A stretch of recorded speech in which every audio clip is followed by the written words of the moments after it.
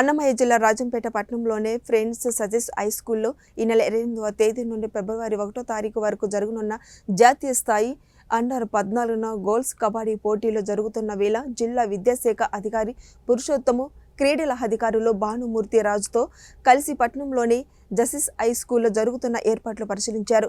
ఈ నెల 28వ తేదీన ప్రారంభం కానున్న క్రీడలకు సంబంధించి విద్యాశాఖ అధికారి పురుషోత్తం మాట్లాడుతూ దేశం నలుమూలల నుంచి 27 జట్లు 324 క్రీడాకారులు పాలుపంచుకుంటున్నారని, అందుకు సంబంధించి వచ్చే క్రీడాకారులకు ఎటువంటి అసౌకర్యం కలగకుండా అన్ని ఏర్పాట్లు చేస్తామని తెలియజేశారు.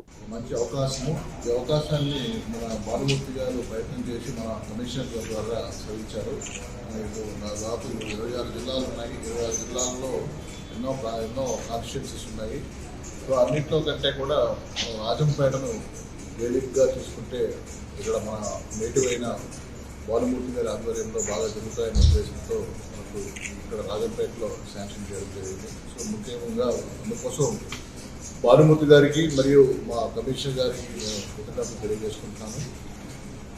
తర్వాత ముఖ్యమైన అంశం అంటే ఇప్పుడు మనకు 27 రాష్ట్రాల నుంచి 324 మంది బాలికలు అండర్ 14 గేమ్స్ ఈ కబడ్డీ టోర్నమెంట్లో పాల్గొంటారు. ఇది జాతీయ స్థాయి పోటీలు కాబట్టి సో దేశమంతటా కూడాను దీని మీద ప్రత్యేక దృష్టి సారించుంటారు. సో ఈ 324 మందికి కూడాను భానుమూర్తి గారు చెప్పినట్లు రేపు వాళ్ళందరూ కూడా అరైవ్ అవుతున్నారు. డిఫరెంట్ మోడ్ ఆఫ్ జర్నీస్ ద్వారా వాళ్ళందరినీ కూడా రిసీవ్ చేసుకోవడానికి టీమ్స్ ఏర్పాటు చేస్తాం. అదేవిధంగా వాళ్ళందరూ కూడా స్టేజ్ బస్ చేయడానికి మరియు వాళ్ళకి బోర్డింగ్ అండ్ లాడ్జింగ్ అన్నీ కూడా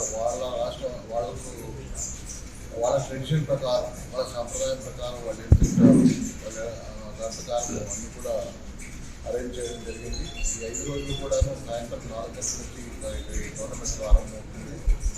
5 గంటల నుంచి రాత్రి సాయంత్రం 7 గంటల వరకు కూడా ప్రతిరోజు 3 గంటల పాటు ఈ టోర్నమెంట్ జరుగుతుంది.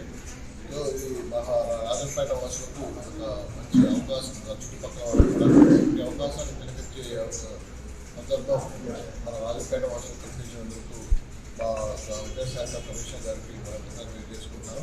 పాత్రికేయ మిత్రులు తెలియజేయాలంటే మనం కావాల్సిన వసతులు అన్నీ కూడా దాదాపు రాత్రి కావచ్చు, బోర్డింగ్ కావచ్చు, ఎక్కడ కూడా కాంప్రమైజ్ కాకుండా నేను అందరికి కూడా అన్ని సౌకర్యాలు కల్పించడం జరిగింది. దానికి మేము ఇక్కడ కూడా వాళ్ళందరినీ కూడా 27 టీములు కాన్స్టిట్యూట్ చేశాం. ఫుడ్ కమిటీ ఏంటి, అకామిడేషన్ కమిటీ అని, ఆ తర్వాత కంట్రోల్ రూమ్ కమిటీ అని. సో 27 టీమ్ కాన్స్టిట్యూషన్ జరుగుతుంది.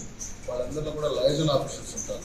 సో ప్రతి ఒక్క టీంతో కూడా ఒక లైజన్ ఆఫీసర్ ఎప్పుడు కూడా టచ్లో ఉంటారు. వాళ్ళకి ఎటువంటి అసౌకర్యం లేకుండా అన్ని ఏర్పాట్లు చేయడం జరిగింది.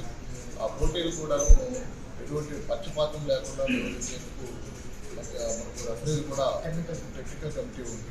సో అన్ని విధాలు కూడా మేము అన్ని జాగ్రత్తలు తీసుకున్నాము. తక్షగా